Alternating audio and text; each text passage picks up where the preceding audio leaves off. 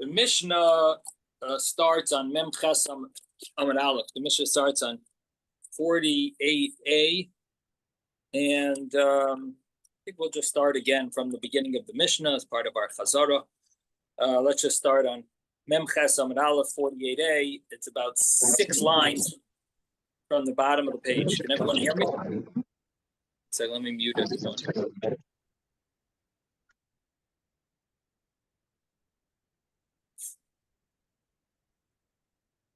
Okay, hopefully you can all hear me. Okay, so we're on 48a, 6 lines from the bottom. Nisoch Hamayim Ketzad. How did they do the Nisoch Hamayim? And so the Mishnah says, there was a pitcher of gold that could hold 3 lugin. 3 lug equals a quarter of a hin, revias hahin, and that's how much the Nisoch Hamayim was similar to the Nisoch Hayayin for some of the karbanos, some of the animals. It depends on what type of animal it was, but the smallest libation of the wine was also shloisha lugin, 3 lugin. And that is the same size as a revias hahin, a quarter of a hin. A hin had 12 lugin.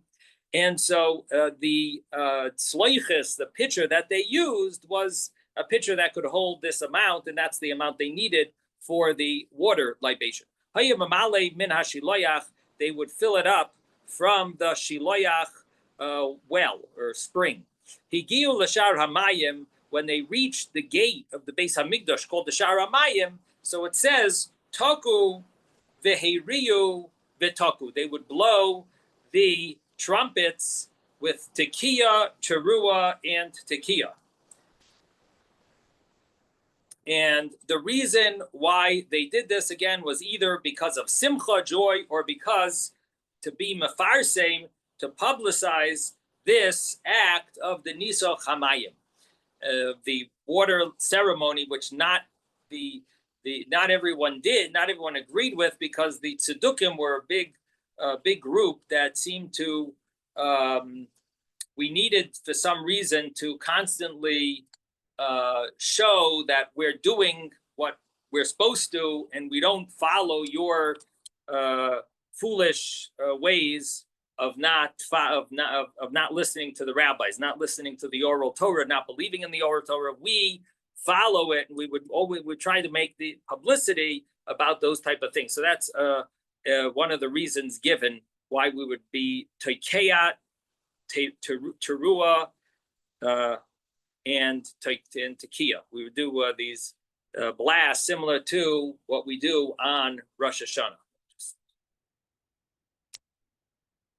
Okay, now the Mishnah continues and says, the kohen would go up to the ramp. Kevesh is the ramp. Ufana l'smailai, and he would turn to his left. Shnei sfalim shal kesef hayusham, and he had the 2 bowls there. Now Rabbi Yehuda Aimer shal sid hayu. Rabbi Yehuda says they weren't bowls of silver; they were bowls of some type of lime or plaster. Ela shayim mishcharim pneim bnei hayayin, but they would get darkened because of the wine. The wine was red, but it turned black, and it actually looked similar to the silver because of the fact that the wine would give it a discoloration. Now the Mishnah continues, says Menukavin, they were at bowls, Kamin Shnei Chutmin Dakim. And now we're on page 48b. They were light, they were similar to 2 nostrils that are small nostrils. Echad Ma'uba ve'echad Dak, one that was thick and one that was thin. And the way Rashi seems to understand it was very similar to like a spout, very similar to a nose that sticks out of the head, and similar to a spout, sort of like from a hot water urn, where you have like a dispenser that you can allow water to flow from. So that's how the water flowed out of these bowls. It had some type of a horizontal piece coming out of it, and it would yored derech hachaytmin, the water would drip out or pour out through the nostril. Al gav hamizbeach, on the top of the mizbeach, And in the Mizbeach, there was a hole, and the wine and the water and the wine would go down to the shisin of the Mizbeach, which were chalulen and amukin, very narrow, very hollow and deep. And that's where the wine would ultimately make its way down to. So it sounds like the water would actually flow on the Mizbeach and then fall into the hole. That's what it sounds like from Rashi. Now the Mishnah continues and says, "Echad mu'uba ve'echad dak." One of the holes was thicker, and one of the holes was thinner, and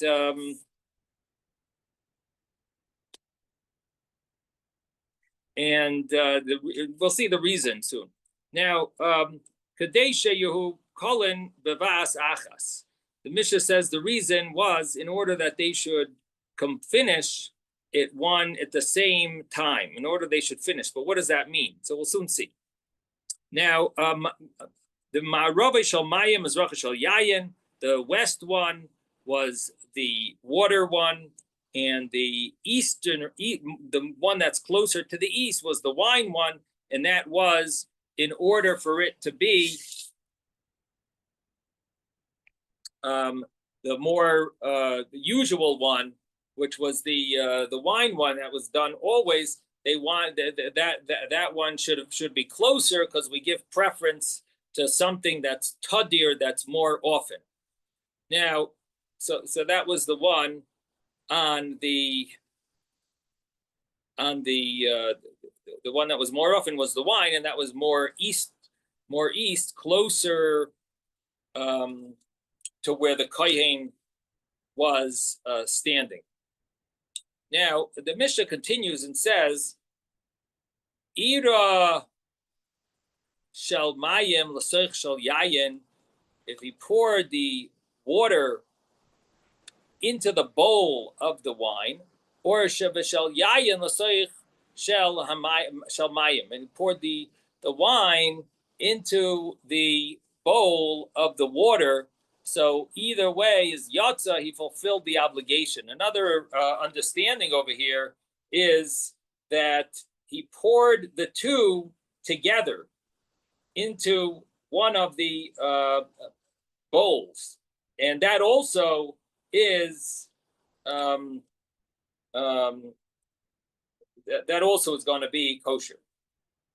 Now, that's another way of learning it, the Rambam do it. Now, Rabbi Yehuda says that the loig hayamanasech, he didn't use 3 lugin, he would use 1 lug. And he also would do it kol shmoina, all 8 days. And the person who was pouring it, the people would say, or another kohen would tell him, Hagba Yodcha, lift up your hands, that everyone should be able to see, so that we know that you're not a tzeduki and that you're actually pouring the water into the bowl. Shepam achas nisech echad al gabe raglo, because one time,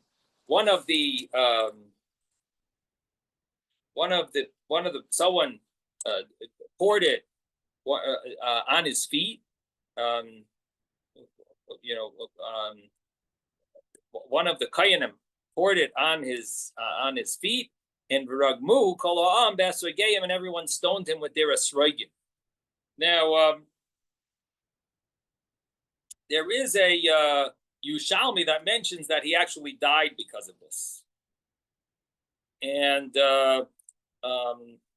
based on that, Rashi says something interesting. Rashi says that they stoned him also with stones. They used their asrogim, but they also, Rashi says later, well, there's a Rashi right here on the page, I'll soon show it to you, that Rashi says with avonim, which sounds a little strange. The Gemara doesn't say avonim, but seemingly Rashi says that for two, well, it seems like there might be 2 reasons why Rashi understands that they stoned him with their esrogim, but they also stoned him with other objects as well.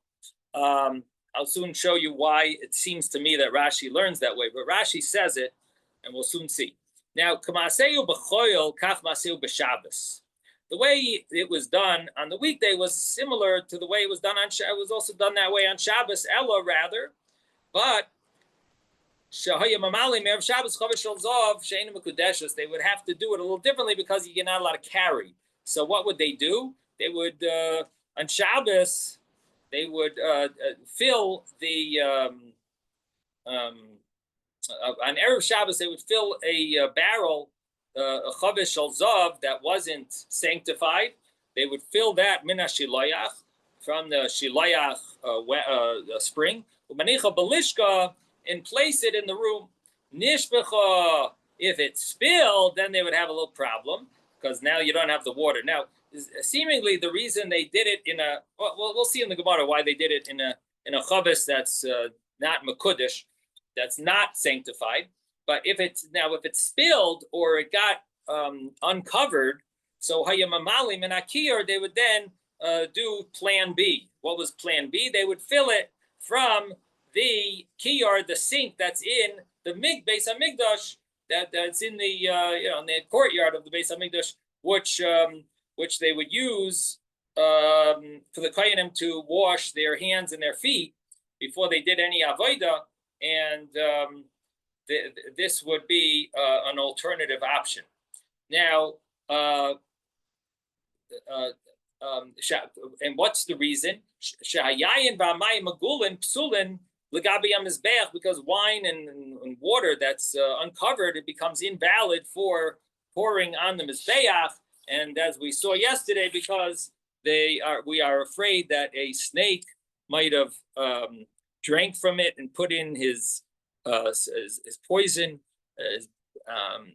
And what ends up happening then is that, according to Rashi, the problem is it will then be not a shear of water. It won't have the right measure of water that's needed for Nisach HaMayim, because the poison of the snake that he spits into it will be the thing that's filling the shear, and it'll actually be end up making too little water, because instead you're substituting the water for this venom of the snake.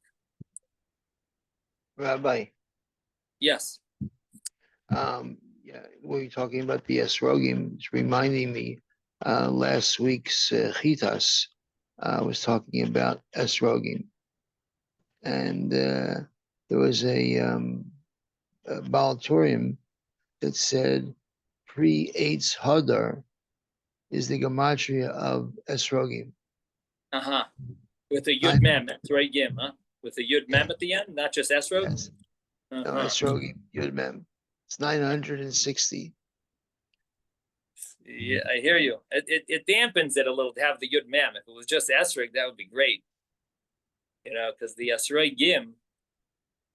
Why should it have the gematria of plural?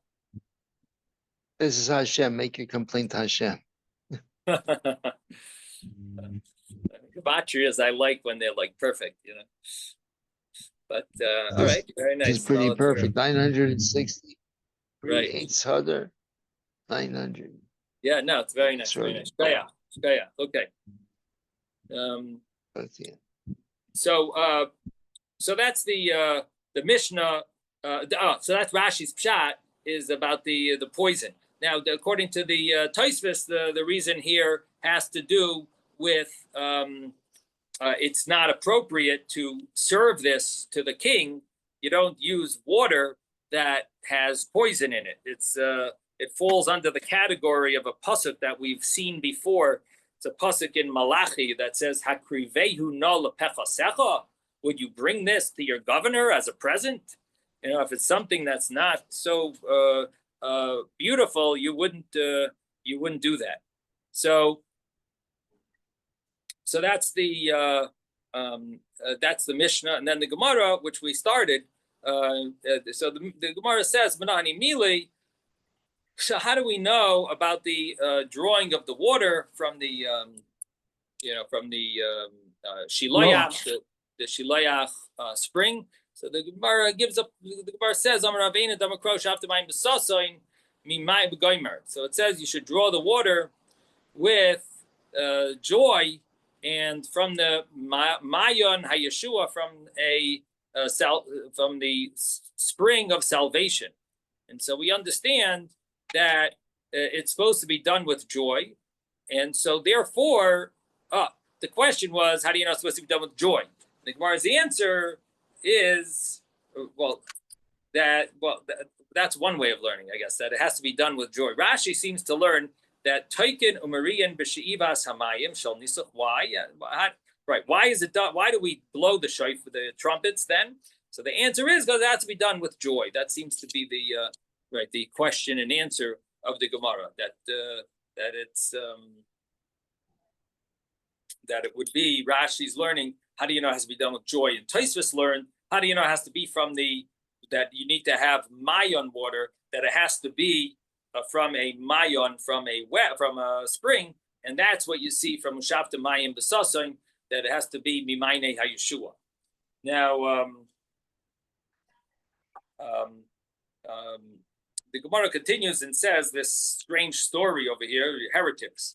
Hanu Trey Mini, there were two heretics, and each one brings a pasuk showing that they're better because their name comes first. One of these heretics was named Sasoin, and the other one was Simcha. So it says Chad Shmei Sasoin, Chad Shmei Simcha. Amalei Sasoin la Simcha, and Adif na Minach. I'm better than you. Dechsev Sasoin Simcha Yasigu Gaimer. It says Sasoin first, and the other one says Amalei Simcha la Sasoin, Simcha tel Sasoin on Adif na Minach. I'm better than you, because obviously it says Simcha first. Where Dechsev Simcha v'Sasoin la Yehudim. So Amalei Sasoin la Simcha Chad Yemesh Avkoch. One day they're going to leave you b'shav yuch pravanka, and they're going to make you into a runner.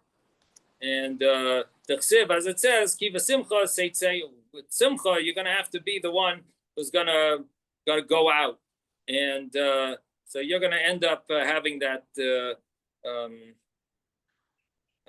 job position. Amalei simcha l'sasin, so simcha dal sasin chab yoima.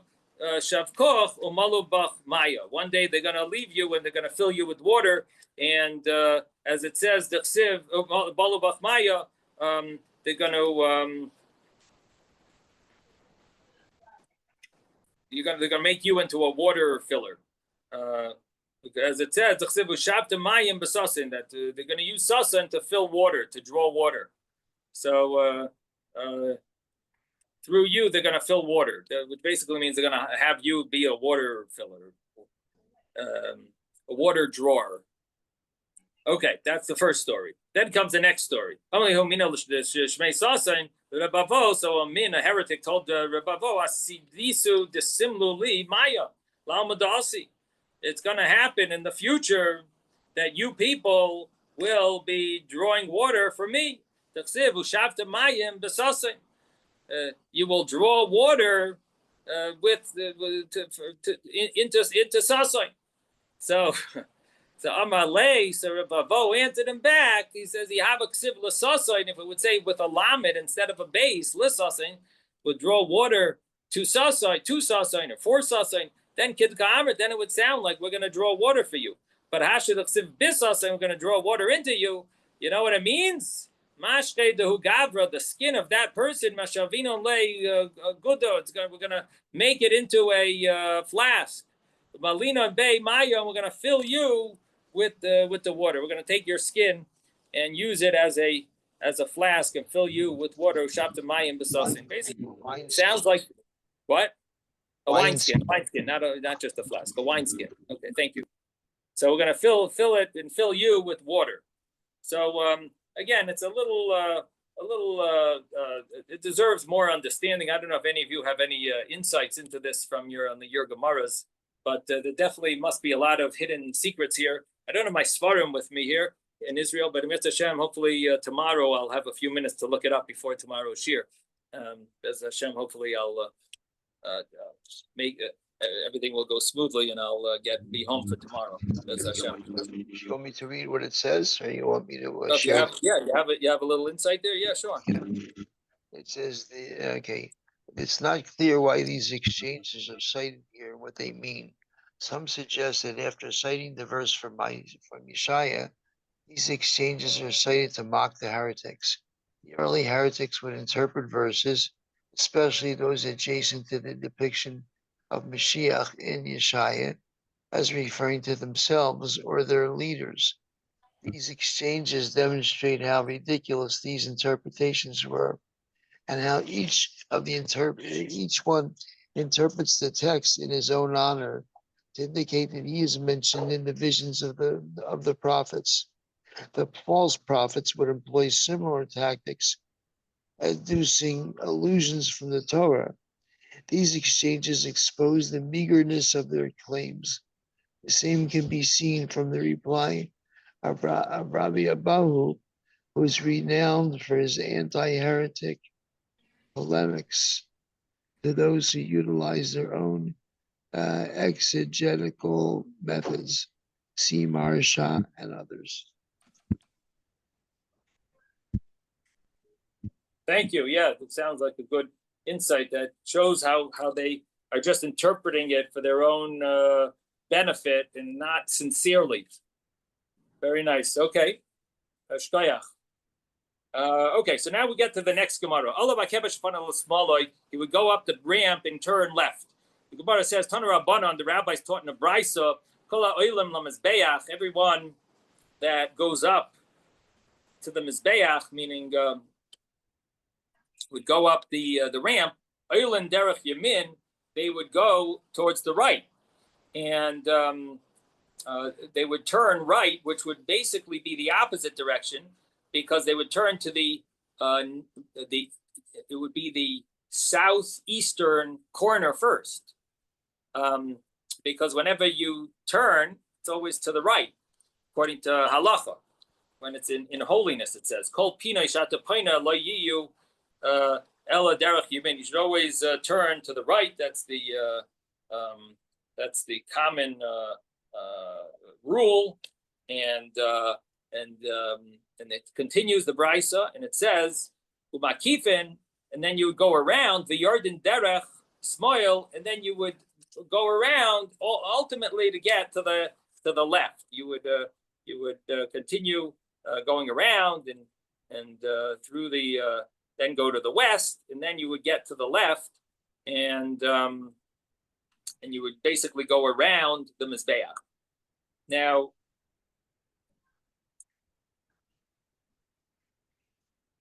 the Gemara, the Brisa continues and says, "Chutz, except." This is a very important exception. Chutz min ha'olah l'shleisha dvarim halalu, except those for these three things that were going for these three matters. She'oilan derech smoil, that these people would go on the left side. How? Who? She'oilan derech smoil, the chayzrin al ha'akev, and they would return that, from where they came. The Elohain, and these are them. Niso Chamayim, that was one case, and that's the one that we're dealing with here, is that they would actually turn left, different than norm. And the reason is we are afraid that the water will get ruined if you walk that far. You know how far it is? It's more than 100 amos, because you got to go. You'll have to go, if you go up the ramp, you're going to end up going along. 3 sides. What? You'd have to go 3 sides of the Mizbeach. You'd have to go 3 sides of the Mizbeach, which would be, it would be 100 amos or more. That's 28 or 30, 32, and then it gets smaller to 30 to 28. It would be approximately. What does Rashi say over here? Rashi says here that it's that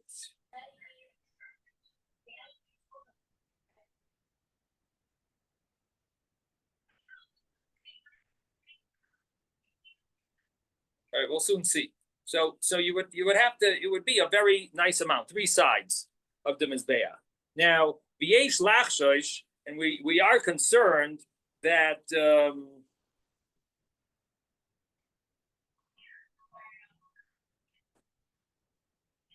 that she'im yifne liyamin v'Yaakov es hamizbeach, if he would, I'm sorry. The concern is that the water would become puzzle. That's the concern. Now, why? Because the smoke would ruin it. It's a lot of time being surrounded with smoke.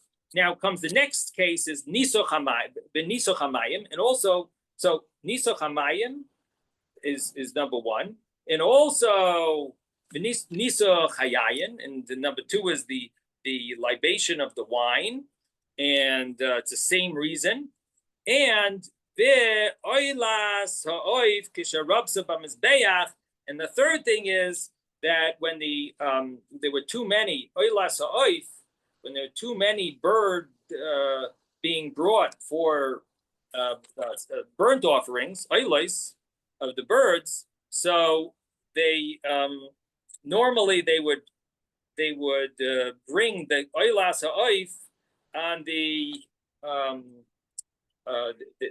southeastern side, which would be to the right.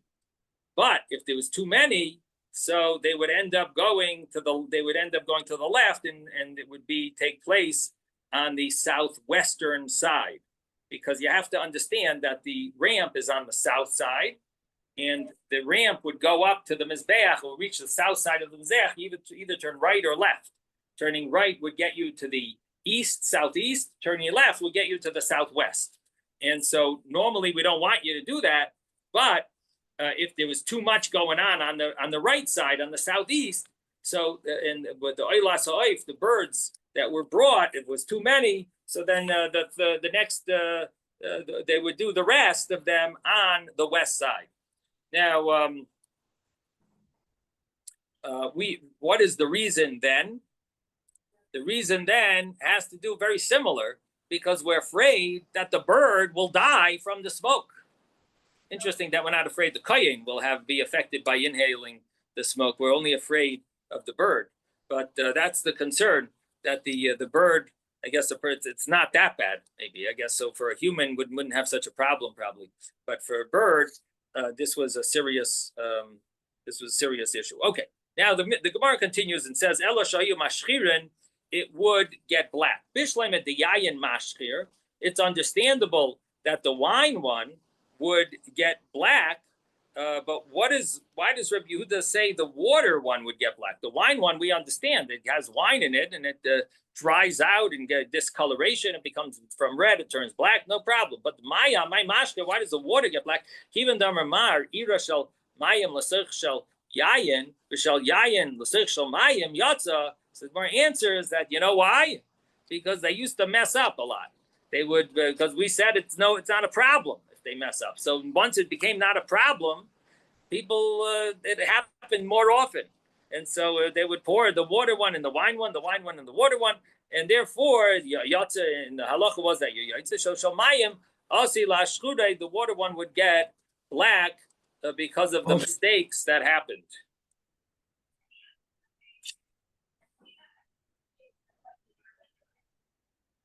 I think we really have to picture it. Now, the commentaries are a little bothered. The commentaries are a little bothered with the fact, why do we have to say that you're yotze, that you fulfill the obligation? Why doesn't it just say, it happened that they would make a mistake, right? That's the main point. Whether you're yotze, you're not yotze, the main issue is people mistakenly would pour it in the wrong one. If they're two right next to each other, they're rushing to do the avodah properly, to do it fast, as koyanim or zrizenheim, and they would mess up. Times they would mess up, and it would get black. It's not about yotze or not yotze. What the commentaries say, because it became because the halacha was that your yotze, they weren't so makbid. It's like once you permit something, it seems like it sort of like takes on a new element of heter, something that becomes permissible b'diavad. Sometimes, unfortunately, it takes on a leniency of lechatchila. One example that people give is chalav Yisrael. Chalav Yisrael used to be very hard to get in certain cities, Ramosha Feinstein gave a heter about Chalav Yisrael. A kid is sick. He needs milk. He's not growing enough, and this and that. Ramosha gave his heter. All of a sudden, everyone in Flatbush is many people in Flatbush are drinking non-Chalav Yisrael milk. Oh, Ramosha's heter. Ramosha's heter was a leniency for, but the Yevid case, a kid needed it. There was room to be makel, but all of a sudden the heter took on like an animal of itself. What do you want to say, Jeffrey? You want to say something? So yes, I'm always imagining what the Kohen is doing. So I think there's much more than smoke. There's ashes. There's ashes from everything that's on it. It says in the Pirkei Avos that the smoke always ran straight up. But there must have been ashes from everything that's burning. We always have something burning, even all night long. And it always tells you how they have to clean the ashes in the morning. So I think that's really one of the problems. When you walk around all the way three sides, and he's trying to carry this heavy vessel, even if it's just one lug. It says it's a golden vessel. This is not something light. Okay, and then let's think about it. Okay, he turns to the left with a heavy vessel and has to pour it, right? But he has to have a wine vessel and a water vessel. Maybe he's carrying both of them at the same time, or maybe there are two of them. Okay, now if you think about it the way I do, it's not really a bowl, it's really a funnel. The top of the funnel is round like a bowl, and the funnel has its own downspout in it. And so what you have to do is it could be removed, in other words. That's why it showed you a picture with a piece that looked like it was horizontal. But it's really not horizontal. It's really the spout down part of the funnel. The funnel is round like a bowl. If the people tell you, raise your hand so you can pour. Why can't it have a horizontal spout coming out? Why aren't, that's the way Rashi seems to learn, like a nose. It's like a nose, but it happens to be going down, through the hole, down. A nose the nose goes diagonal? You're saying because the nose goes diagonally? Is that why you want to make it exact? No, think about a funnel. It's round on the top to catch the liquid, and it has on the bottom of it, in the middle, it has a piece that's going down. It doesn't matter. If you held it up like this, it would look like a mask with a nose. There are two of them. I think you're trying to say Tosfos is pshat, but Rashi doesn't seem to learn that way. Rashi learned something else, seemed to come out of it. We also saw a picture. Okay, I don't know. I couldn't see the picture, so I don't know. Okay. I was on. In any case, I didn't see the picture. If they tell you raise your hands so you pour the water so everybody can see, it's very hard to see that. How many people can see that from the Azora? I don't know. Maybe the Kohanim can see it. So if you have this gold vessel and it's heavy and you have to lift it, it has at least one loop in it, and you pour whatever the shape of the bowl is, okay? You're going to splash it. You can't avoid splashing it. And that's why both of them are colored wine. Have the silvery color. Mm-hmm. So you want to say that it has to do with the fact that it would splash from one to the other. I like your chat, and I'll tell you why I like it. What it said, what the way you're explaining it. I don't know if you mean this, but I think it sounds pretty good. I don't know if you mean this, but I think what you might be saying, or what I'd like to say based on what you're explaining, is that since the halacha is that it's okay if it was poured into the wrong one, they were not careful if it might have splashed now. In other words, it's not that they messed up more often. It's that they weren't careful not to splash it. Because the halacha is that even if it splashes, it's good. That's a very nice shot. I like that. Because it's very heavy. Think about the practice. It's very heavy. It's a hard job to do this.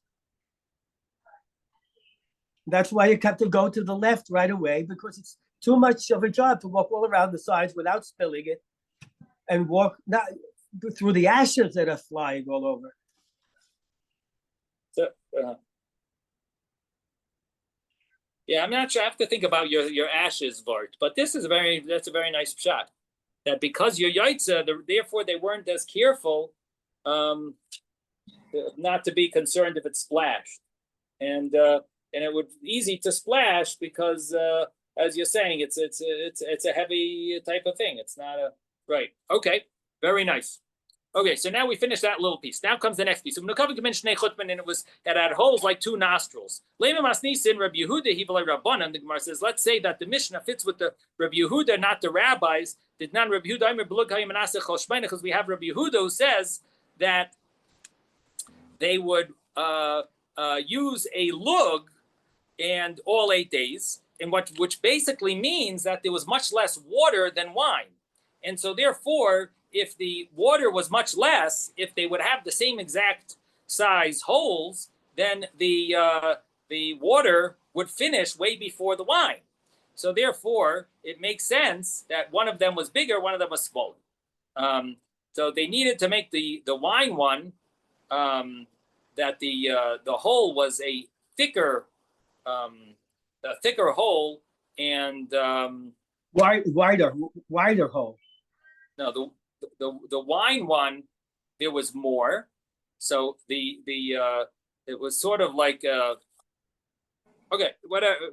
It basically would drip. The wine would drip slower than the water. So the Gemara said, if according to the rabbis, it was exactly the same amount, you would need to make the size similar to each other. So the Gemara answers, I feel that Tevin Rabbanan could even be the rabbis, but because Chamra Samech Umaya Kolish, the wine is more thick and the water is more thin. In other words, the wine is more viscous. The word is viscous.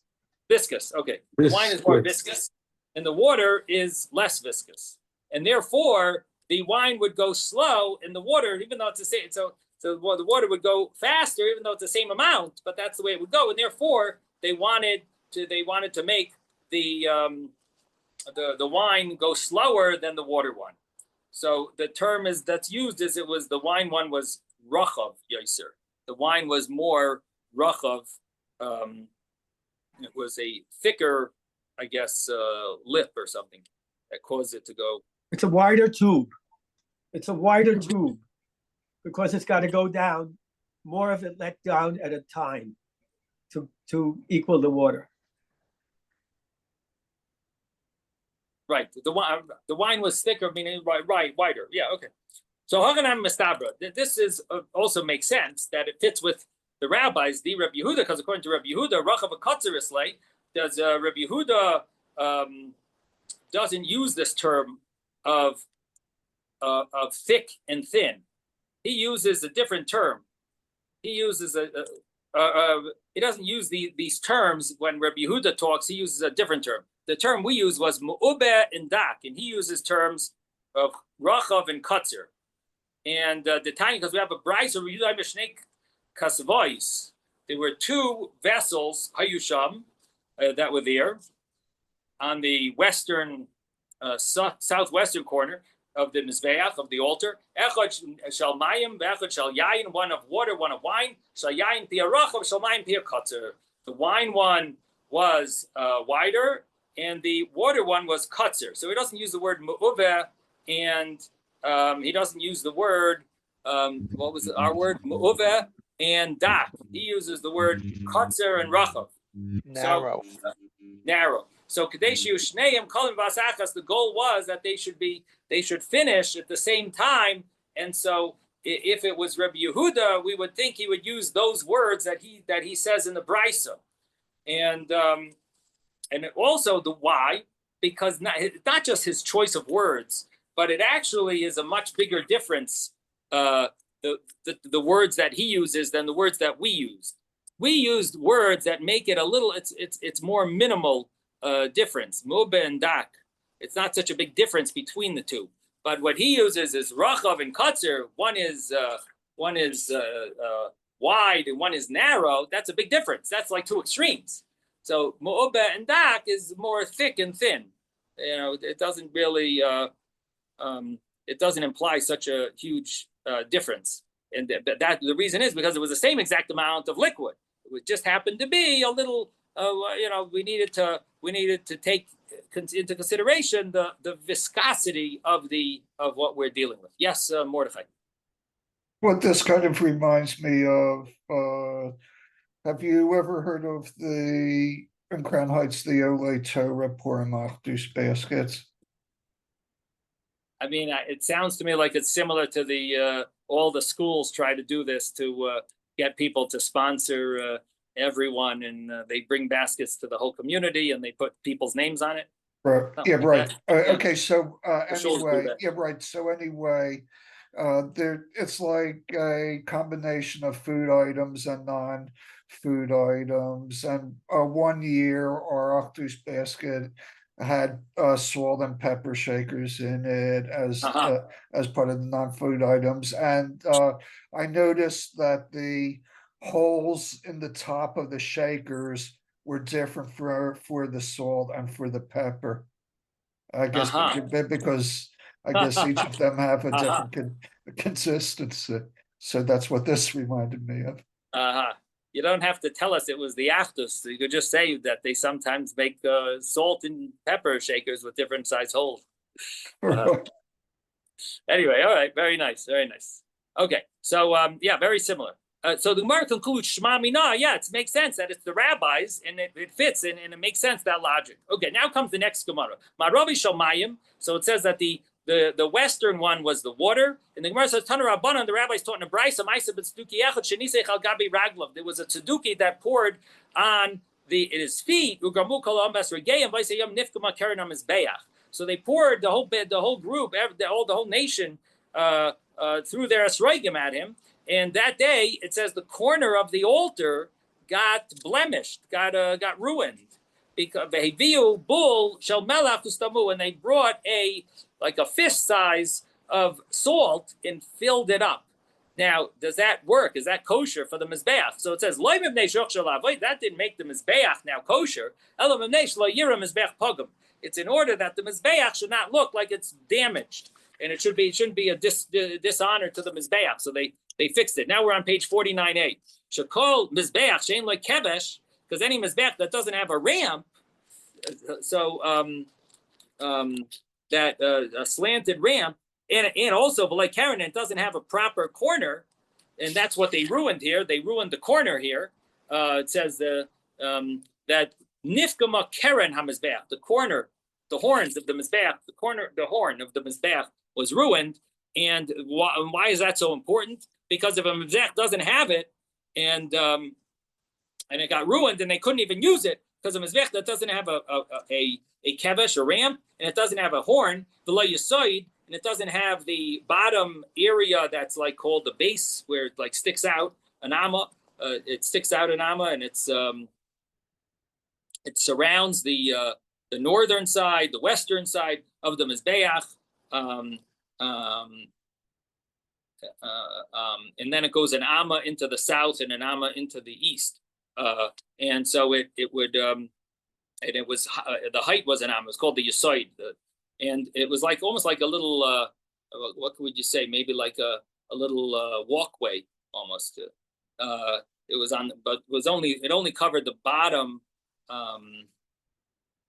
like a step maybe.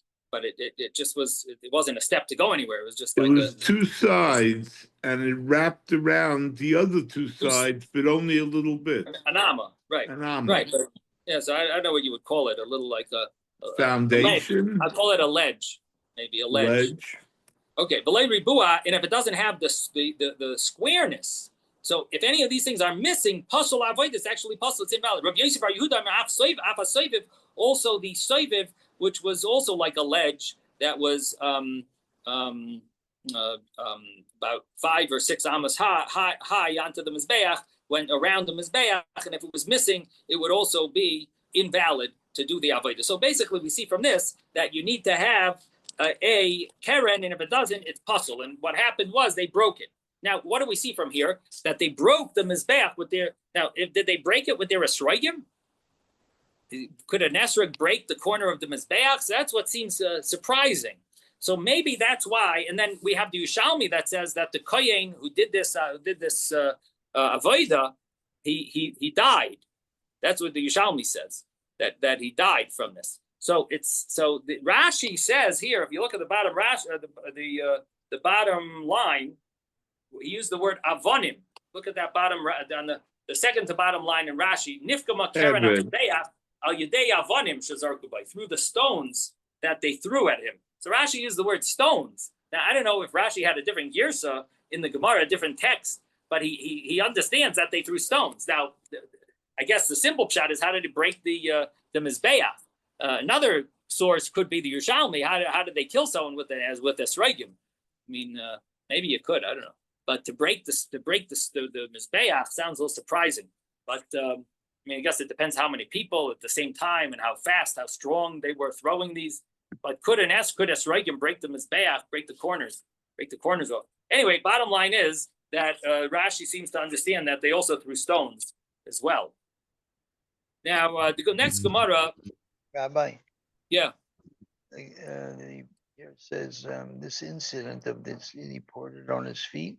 It's cited in several places in the Talmud, and it says and the individual who poured the water on his feet is identified as Alexander Yanai. Because of his Sadducee leanings, he rejected the tradition of the water libation. Therefore, instead of pouring the water on the altar, he poured it on his feet. This brought in such outrage to the people. They reacted by pelting him with their esrogim, and he in turn summoned his Gentile guard, who proceeded to kill many of those present in the temple. Yeah, it's a real sad stories with these. The end of the Chashmonaim rule, really painful stories to even hear. Thank you for mentioning that. Yeah, if Steinsaltz is good at coming up with the individual, the name of who it was and the sources. it happened. Yeah.